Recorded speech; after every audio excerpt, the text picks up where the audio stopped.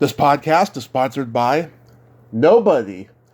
Hey dudes, welcome to Splat from the Past, the only 80s themed horror sci-fi show where things can get totally radical. Now today I will be welcoming Mark Gruner. Mark played Mike Brodie in Jaws 2, the teenage Mike Brodie. And he was a kid actor in the 70s. He guest starred on the Brady Bunch. He was in a couple TV movies, A Little Game, The Tribe. He guest starred on Dan August with Burt Reynolds, his short-lived series. He did the voice of Terror in the trippy, psychedelic, subversive French-Canadian cult classic cartoon movie Fantastic Planet, which was a staple of my childhood. And but after Jaws 2, he left the business. And I don't know why, and I'm going to find out, and it's going to be a great talk today. He's my fourth guest from Jaws 2 that I'll be talking to. And I was glad I found him. It's the 45th anniversary of the movie. And yeah, it's going to be awesome. So yeah, here is my interview with Mark Gruner. Hello? Hey, Mark, welcome to the show. How are you today, sir? I'm doing quite well. How about yourself? I am spectacular. This is such a great honor. Thank you so much for taking the time today. Well, that's all we have is time. Absolutely. So, going back in time, you were obviously a kid actor. What age did you officially start gravitating toward acting? Depends how you look at that. Mm-hmm. I got my Social Security card in 62 Mm-hmm. and joined Screen Actors Guild in, I think it was 64. Okay. So you were probably, what, 6 or 7 at the time? Probably 5 or 6. I see. Did you start doing commercials? No. Because your IMDb is not complete. Everything starts in like 1970. What were you doing in the 60s? Modeling. Uh-huh. About 3 or 4 in a 3-piece suit with a tie. Right. And Escondido. I see. And were you doing school plays and community theater? No. So how were you able to get a Screen Actors Guild card at first? My sister enrolled in an acting class in Santa Ana. Mm-hmm. The teacher's name was Russ Larson. And my sister would go into acting class. She's about 9 years older than me. Mm-hmm. She's in her teens. And she's taking lessons from this guy. Well, he got kind of tired of my brother and I, Yeah. David, sitting out in the lobby. And he gave us some sides to read and memorize from Tom Sawyer and Huck Finn. We memorized them, and he started us having new scenes with the people. Mm-hmm. And then he disbanded his acting class, but got everybody an interview with agents. And he had used my brother and I so much, and he didn't charge my family anything. That's nice of He him. was only my sister was paying. He got us all interviews with an agent, a Screen Actors Guild agent. And I got my first agent, Jack Wormser. Mm-hmm. Wow, that was nice of him. That's a very... Well, you know what? Mm-hmm. There's gentlemen in life and people that have integrity and those that don't. Right. Right. Nowadays it's very rare, but back then it seemed like more people were trusting, especially in the business. I don't think it was really a business back then. It was more of a craft and art form. That is true. Yes, I do agree. Yeah, it's a completely different world now. but it seemed like it was less of a business then. Are you born and raised in L.A.? No. Were you? No, Where are you from? I'm born and raised in San Francisco. Okay. No, I was born in Fort Leonard Wood, Missouri. Oh, you're from Missouri. Nice, nice. Yeah. Yeah, I was an Army brat. They used to call it Fort Lost in the Woods, Missouri. Yeah, a lot of people, a lot of talented people are from at least the Kansas area. You know, Dennis Hopper and Dee Wallace and so forth. A lot of talented people have come from Missouri.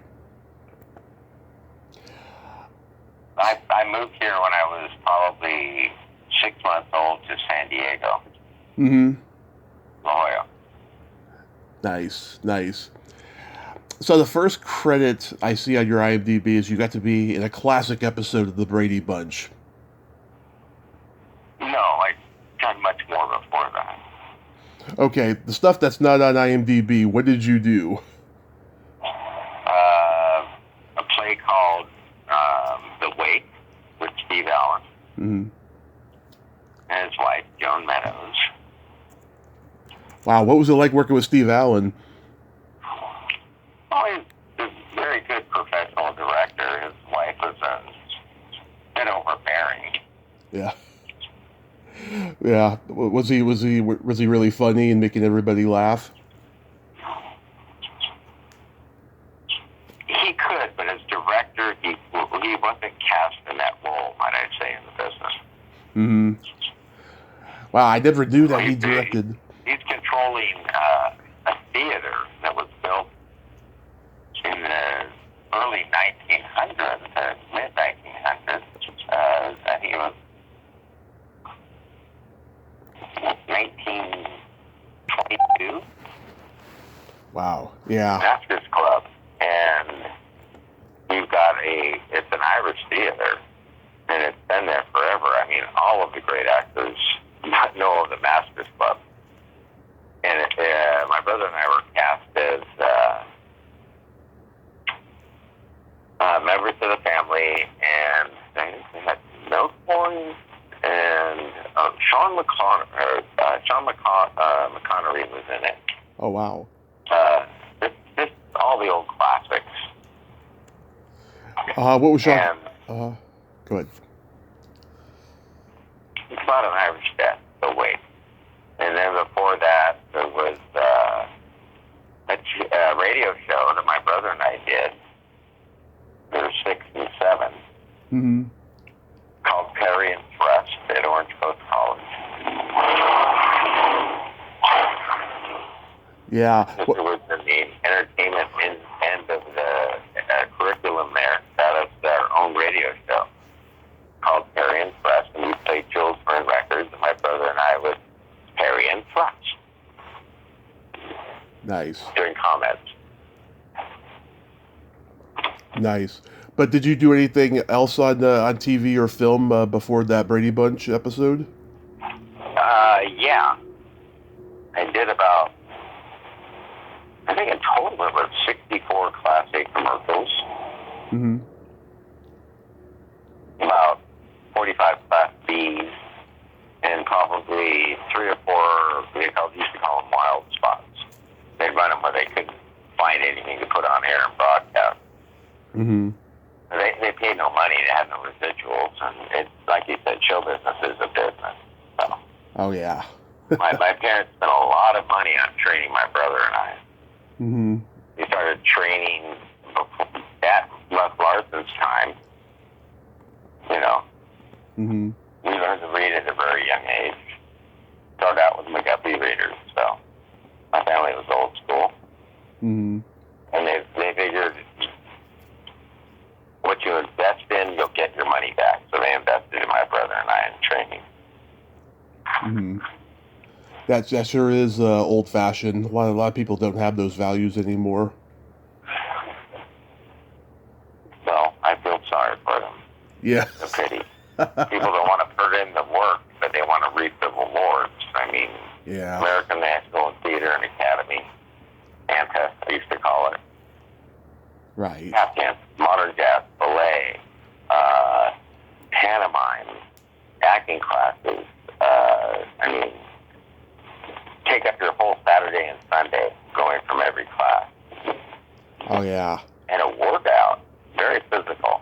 When you're in a ballet class with 60 girls, Yeah. and there's 3 guys, I mean, lifting them up, you get your workout. And stayed real flexible and stuff. Enjoyed karate later on in life.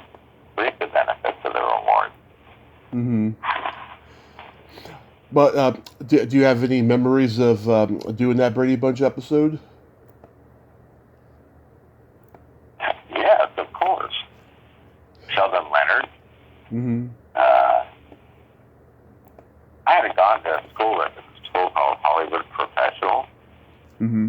Hollywood and Western. I mean, like Mickey Rooney went there.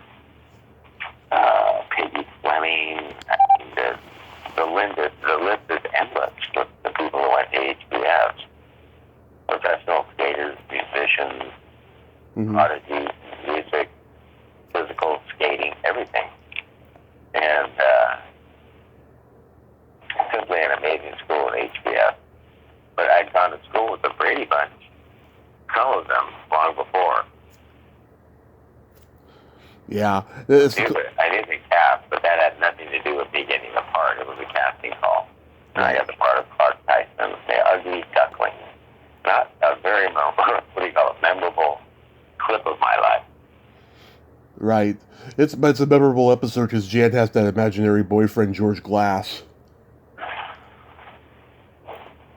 Yeah, I mean, he thinks, Maureen has the hots for me. Yeah. Yeah. Goes after me. I mean, it's kind of a sexual thing, but the jealousy. I mean, one of the 7 deadly sins, jealousy. Yeah.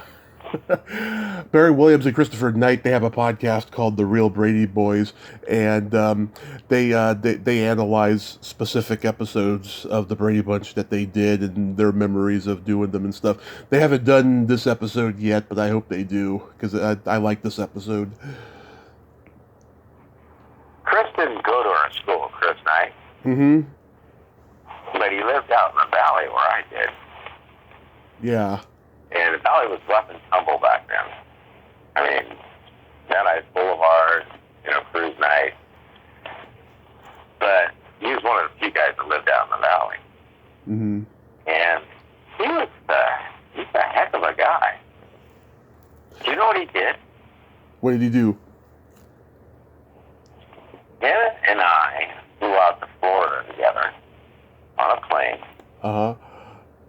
And they had a major motion picture, and apparently the guy that they cast, after 2 months, they figured out he was absolutely not marketable. Is that a nice way to put it? Uh-huh. And they flew in 6 actors from all over the country and flew us to a place in Florida called Navarre Beach. And they had Chris and I audition for it. Mm-hmm. We had to do a scene, and then we had to go out into the Gulf with huge catamarans. And I've been on boats my whole life. I just took off and come back, took off again. We went way out in the Gulf. I mean, way out. Because nobody could steer anything but straight. And the wind died. We had to come back in, but I kept having to go back out to teach people how to, sail in a crappy wind. But Chris and I auditioned for the part. We did our thing, and we waited around for 2 days. And then Janot Schwartz came up on the beach and let us know who got the part. I ended up getting it. Chris Knight took me out to dinner that night in a restaurant. We ordered trout. Mm-hmm. Crazy. Gracious man, good person. Chris Knight is awesome. Yeah, I'm working on getting him on the show. I've been going back and forth with his wife for a while, so hopefully it's going to happen. If it does, I'll let him know you say hi. Absolutely. true gentleman. Next, you do Dan August with Burt Reynolds. How was that experience?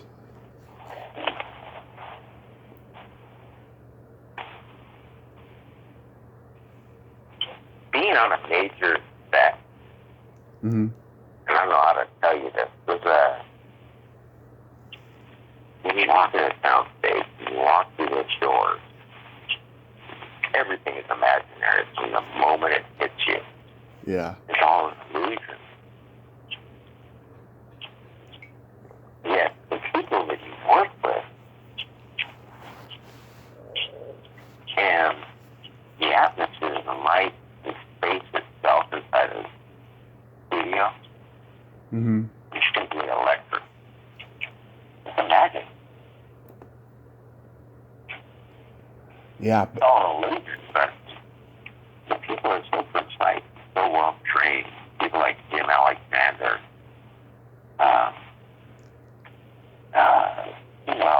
the Westmores, George Marshall, extraordinarily wonderful gentleman, me and my family. Mm-hmm. Directed more motion pictures than any other director. 450 films. Oh, yeah. Very close friend of the family. He did all the Martin and Lewis movies. Look them up. Yeah. But these are people that we've met in the business. My brother and I didn't know anybody in Hollywood. You know, we didn't have a personal manager. Mm-hmm. It was just screen actors go agent. And today I just have to check those guys. God bless them. Yeah, Burt wasn't the biggest movie star in the world yet. He hadn't even done Deliverance. He was like coming off a Gunsmoke and Riverboat, and he had done all these B action movies. But I guess it was fate that Dan August wasn't going to last that long because he became a movie star shortly after. I don't think at that point that Burt didn't understand that acting isn't acting. Right. There is no acting. He's reliant on bad direction and good direction. Mm-hmm. On his end, he couldn't complete or comprehend what the person that was in charge trying to tell him. And then again, Burt was very perseverant. Look at his career. Mm-hmm. How was making A Little Game?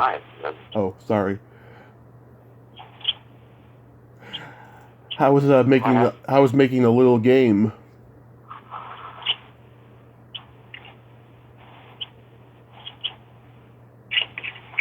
One of the best experiences I've had in my youth. Mm-hmm. What happened on there that was so great? You've seen it? I've never seen it. You should watch it. I haven't found it. Maybe it's on YouTube. But Yeah, it is. Do you know the plot? it's about I can hear you punching keys on your computer. Go ahead. Is it about a kid who witnesses a murder? No. Paul Wentz was the director. Right. And in the 70s. Yeah, Paul Wentz directed the first Gidget. Look at a movie on YouTube called A Little Game. Okay. Not the first one, but the one that was done in the 70s. Mm-hmm. But that experience, that was your best movie making experience. Yeah, I played a child murderer. Yeah. Often you get to go from, Tom Sawyer and Brady Bunch to some serious acting and things decent. Not much when you're young and you get commercials and all this pop advertising. Mm-hmm. I mean, there was H.R.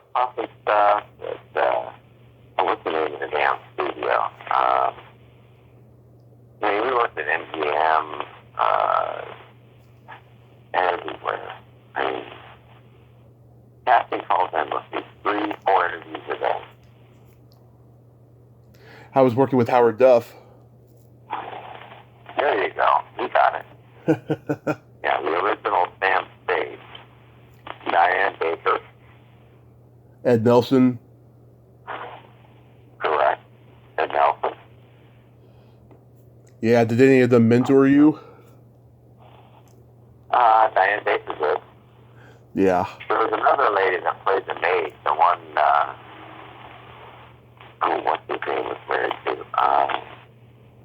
There's a poor guy. He divorced him. Katie Arado was the hot lesbian in High Noon with Gary Cooper and, the Princess of Monaco. What's her damn name? The most beautiful woman in the world. Grace. Oh, Grace Kelly. Grace Kelly. Grace Kelly. So, Patty Arado worked with her and Gary Cooper in High Noon. Patty Arado won a Academy Award for Best Supporting Actress. She helped me a lot. Diane Baker was wonderful. We'd run lines in her trailer. Everybody had personal trailers back then. Yeah, Katie Arado was a beautiful woman. Yeah. Yeah. Katie Arado. You have to know her. She's an extraordinary person. Right. You did the voice of Terror in the English version of Fantastic Planet? Yeah, I started doing voiceovers a long time before that. I've seen this. Yeah. I've seen this movie more times than I care to admit. I love this movie. You know, it won the Cannes Film Festival for Best Animation that year. Did you know that? Oh yeah, I remember renting the videotape when I was a kid, and it had that on there. It had like the Cannes logo on like the cover of it, saying Cannes winner. Yeah. Well, they promoted it, and it did quite well. I did that with a girl that I worked with on Jaws 2. You know who did the girl part? Let me look that up. I know that Barry Bostwick. You can. Nobody can. Probably they don't give her credit. Yeah, I know that Barry Bostwick did a voice. And who's the girl? There's Jennifer Drake. Jean Valmont. No. Or Jean Valmont, I should say. Cynthia Adler. No. Madeline Clairvon. No. Her name was Gigi Morgan. Jean Morgan? Gigi. Gigi. Oh, Gigi Vorgan. Oh, like, Gigi Vorgan. Like the movie, but with the G. From Jaws 2.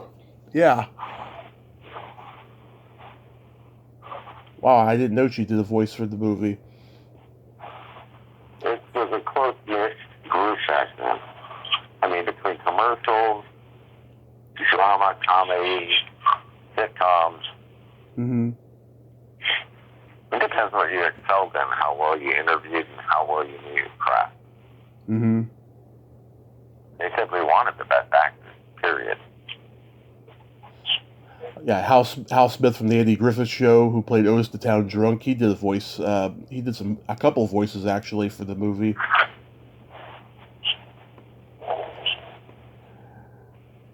Yeah, I used to see this movie on like USA Network when I was a kid. And it was just so crazy. See that big blue hand flicking the woman with the baby at the beginning of the movie.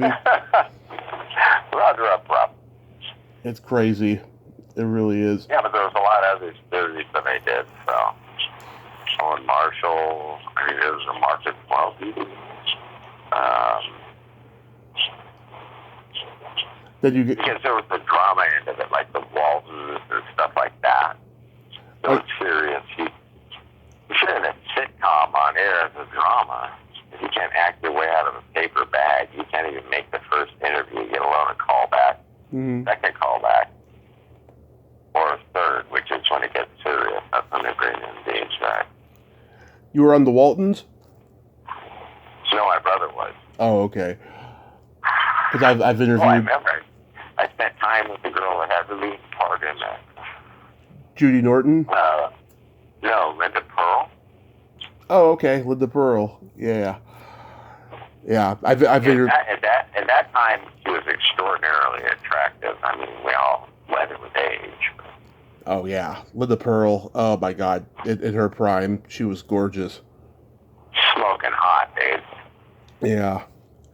She pop a penny off the sidewalk on a hot Alabama day. I've seen her do like Zoom podcast interviews recently, and even in her 60s, she still looks gorgeous. But yeah, I mean, when she was young, oh my God, smoking hot.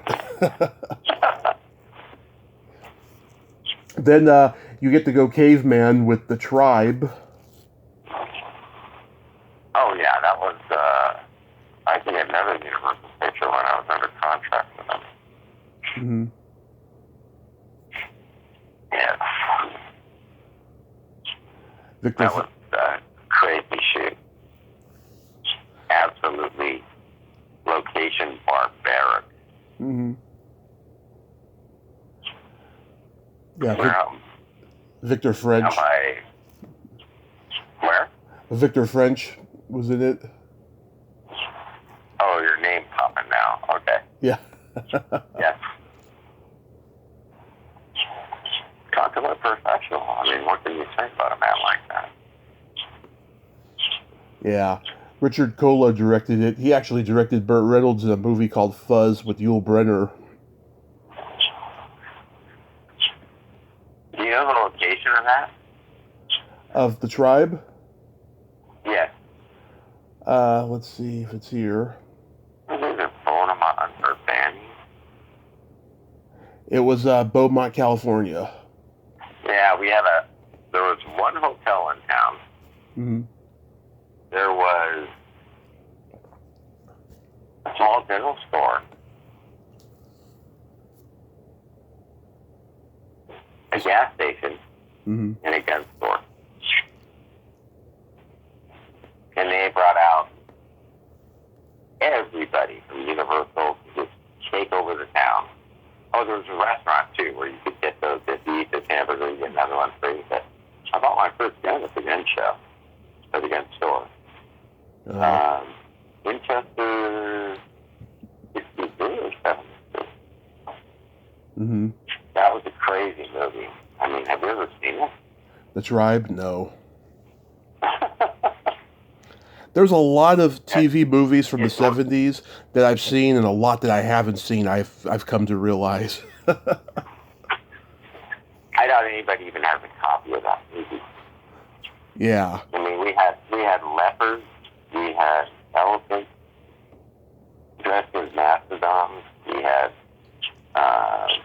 Cro-Magnon, heavy makeup. Yeah. Yeah, it's just this movie that was done in the most brutal conditions you can imagine. Yeah. Freezing weather, nothing on, body makeup, eating ice cream so your breath doesn't show, and then all these trainers and animal handlers and all the gappers. I mean, it was just a crazy shoot. Yeah, there's what was her name? Played my little sister in that. Something Laird. The family wrote for Night Galley. Here it is. And her husband. Do you know Danny Bonaduce is my godfather? Really? Yeah. Crazy. I was thinking about reaching out to him recently. How's he doing? I'll picture him. He doesn't look too well. All I know is that he does he does radio like up in the Oregon area or something. Did you speak to him? Tell him his godfather is high. Yeah. I mean, his parents were great. Bill and Betty Bonaduce. He had a sister, Cecilia, his brother, Rocky. Mom and Dad were comedy writers. You'd be surprised how many people I meet that tell me that they were in rehab with him. That's incredible. Yeah, it's like they were either in rehab with him or they used to see him like driving around L.A. I mean he's that mythic As of a his guy. diaper. Yeah, I'm sure he doesn't have that anymore. probably not, but yeah, I mean he's that mythic of a guy. Ah, So you're my fourth guest from Jaws 2. I've talked to Billy, I've talked to Jeff Kramer, I've talked to Gene Coulter. Was that just a standard audition for you to play Mike Brodie? no. No. Mike Brodie, that part I was called to the Black Tower. Mm-hmm. Started out in the basement, ended up on the roof, and was still in a proposition. And I said, well, I've started over with my agent. It's just like when they come down to money, you have to go to lawyers. Mm-hmm. They throw money at you, and it seems like a lot, but Yeah. if you pay an agent 10%, you can earn his keep, and you gotta know when to say, I don't know, and when I say yes, and when I say no. So I turned it over to, I think it was Luke Pitt from IFA International. IFA International Famous Artist. Mm-hmm. Like Monson was with him and stuff, so I knew Luke Pitt was a good guy. So they flew me after we interviewed, I think it was 4 times. They flew me and 5 other guys, I think, or 6, out to Florida, screen test, do that. Yeah. And then my agent, they said they wanted me and they sent everybody home, which is a huge mistake on Universal's part. Mm-hmm. Because they had filming set for 2 days from that. So they put my costumes and everything done to catch up. And they had sent everybody home. Mm-hmm. And Lou knew I was their only choice at that point, because I kept in contact with them on the phone. I was young, I was 17. I had to stay with my agent.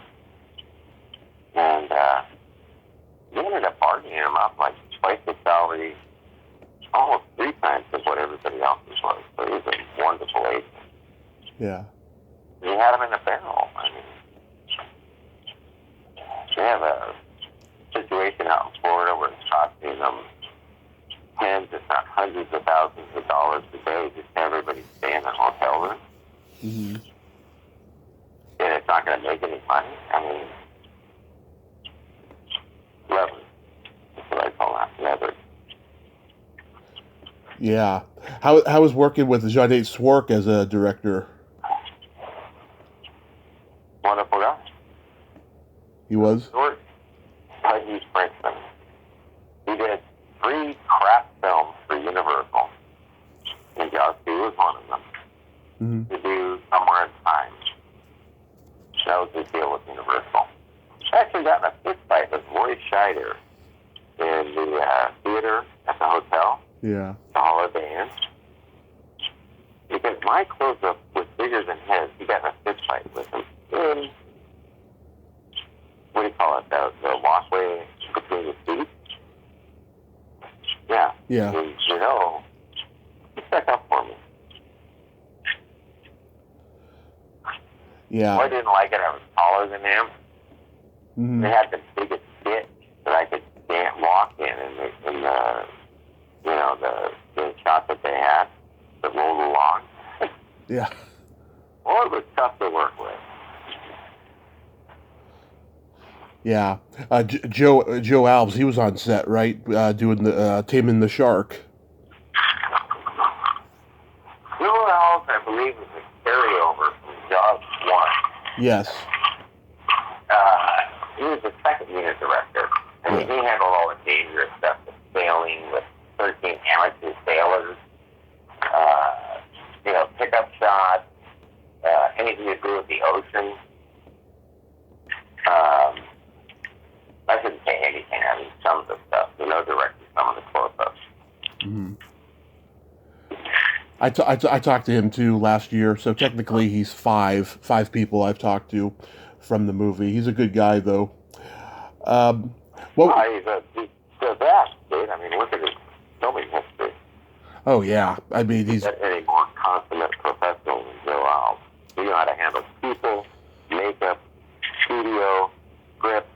I mean, he had all of his bases covered. You don't find that very often. No, I mean, Close Encounters of the Third Kind, Escape from New York. He started out doing animation at Disney, and he did some Sleeping Beauty animation.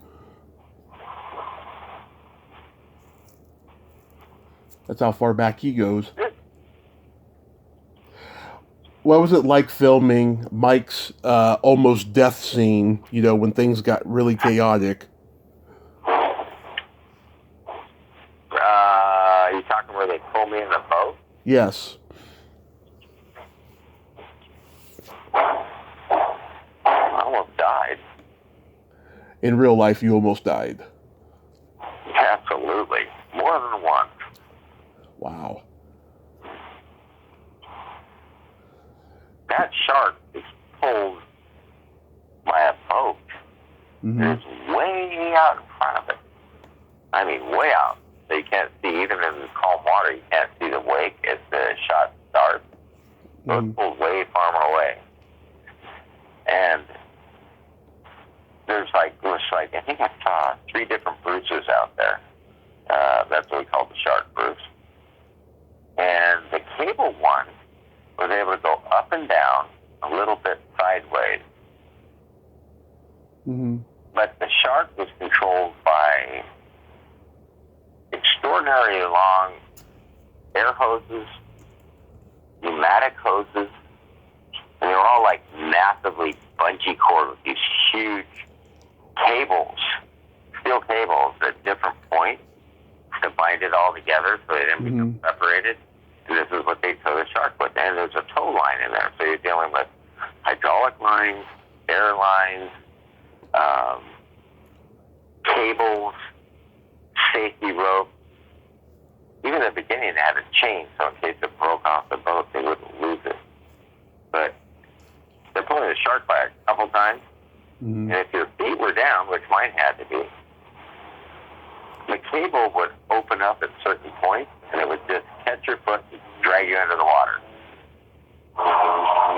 And what they usually do after a scene is they dive the shark. So they didn't cause any problems. They circle around and bring it back up. Well, they grabbed me a couple of times. And, I mean, water's going up their nose. I mean, yeah. They can't see you. I mean, I had a walkie-talkie in my life vest in plastic bag, but when you're underwater, a walkie-talkie doesn't work because that was a dangerous shoot. Wow. If that was done today, it would be way different. Way different. How can you prepare for something like that, even with a stunt guy? I mean, it's a risky business. I mean, yeah. Water spouts, tornadoes coming at you. I think at one time we counted 11 at once while we're on the water sailing. Yeah. At least you had some gorgeous women there. Ann Dusenberry and Donna Wilkes. Yeah, I met Donna before I even got the part. We ran lines. Mm-hmm. She saw that we were all trying out. She saw me and knew me from before. Mm-hmm. And said, "You want to run lines?" And I said, "Sure." So we went up to the room, ran lines. It helped, but I didn't have a scene with her at the time at the screen test. But yeah, Ann Dusenberry, so gorgeous to this day.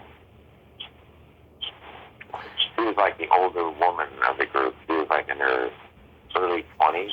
Yeah. And I was like 17, 18 on location. So we were there for a bit. That Donna Wilkes, Cindy Crawford, or Cindy, Martha Swatek. Still friends with Dave Owsley. And Billy's such a great guy. Yeah, I just sent him a text, as a matter of fact. Oh, yeah? A shout out on his Facebook. That was it. Yeah, I haven't talked to him for a long time. He had a real rough time out on the set. His brother passing and stuff. So. Keith Gordon, he hadn't done Dress to Kill yet, or Christine, or Back to School, but he went on to have a pretty good career, and he became a director. What do you remember about him?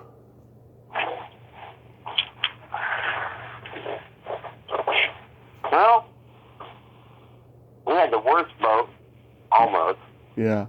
and did a good job of it. I think he learned by his part in God's Kids. Maybe to tone it down a little bit, that less is more. Yeah. My favorite. Because you could go there, Mm-hmm. and if you had a leading role, you could go in the dailies room and see your dailies. And then not adjust the scene, but adjust the character. Mm-hmm. Does that make sense? It does. It does. I mean, how much do you want to relate to somebody that's watching this to give this person a little fragility, all of them? Right. My favorite line of the movie, I still remember it to this day, and I quote it to everybody, is when David Elliott says to Billy, I forget which girl it was, but he says, "She's got tits like a sparrow." Oh, they were talking about Donna. Yeah. I laugh every time I see that. I always remember that line. Wow. Good things were wrong with it. Yeah. But all you kids that were in this movie, I mean, a lot of you seem like family almost. I mean, you guys do the reunions, the autograph shows, and so forth. You know, it's a real. We do all that, yeah. Yeah, it's a real camaraderie, though.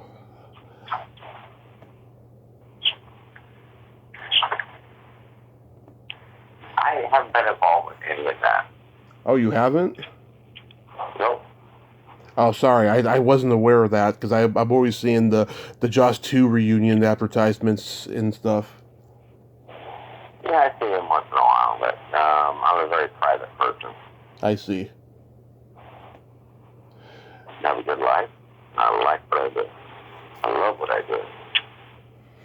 Yeah, so like after this movie, I mean, did you just decide you were done with acting?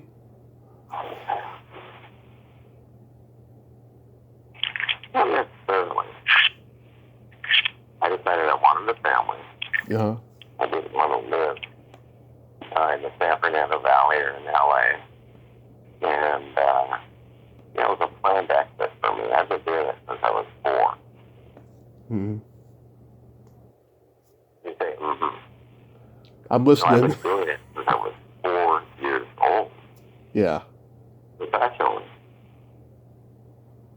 I didn't have a childhood. So now, I get this. I'm going to go fishing when I want, do what I want, take the boat out. I mean, what do you think I drive? You wanted a life, you know, you wanted family, you wanted friends, you wanted the normalcy of life. No. I had 2 normal families. My cousin, the cook. Mm-hmm. I had seen what I do, right? Right. You can imagine when you go on the set. I mean, it's an adrenaline rush. I can't even describe it to you. If you haven't been there, you'll never know it. But those things are great. But at a certain point, you become a Chris Knight. Mm-hmm. You have no anonymity. I can walk in anywhere and get any job, and people they don't recognize me. They take me for who I am. Uh-huh. I like it that way. I didn't blow my anonymity. I mean, I would cringe to think of somebody like Anna Lee or what's her name, sidekick there, the guy that's been married for a while. I mean, otherwise, you cannot walk out of your house without being part of humanity. Think about it. So you never get recognized for Jaws 2? Not if I don't bring it up or somebody else does. I mean, once in a while, yes. Mm-hmm. I mean, I'm the same size, same weight, same hair. So what do you got going on these days? Let's see. Getting some gear, going to Florida. Mm-hmm. One of the guys that was a boat handler in South Sydney, his family lives out there. They're both dead. He passed away. Nice. About a month ago, I took the fishing with him this month and go out and play around his stuff.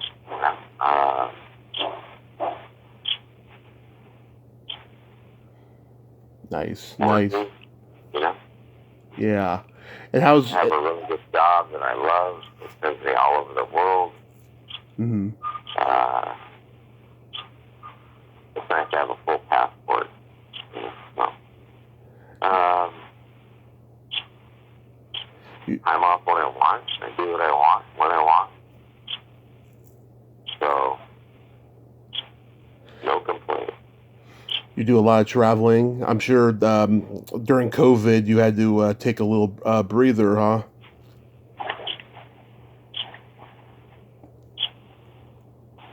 For a little bit. Yeah. But necessary travel kind of goes in a category. So the people that get priorities do usually get to go through first. So it affected the whole world. So Of course. that bad. But your friend just died from COVID. So life's gonna get there. We all got it coming. Nice.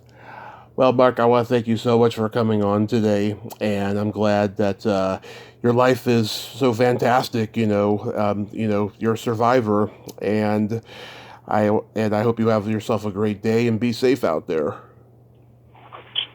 Not much fun in space. Thank you so much, sir. Have a great day. You too. Bye-bye.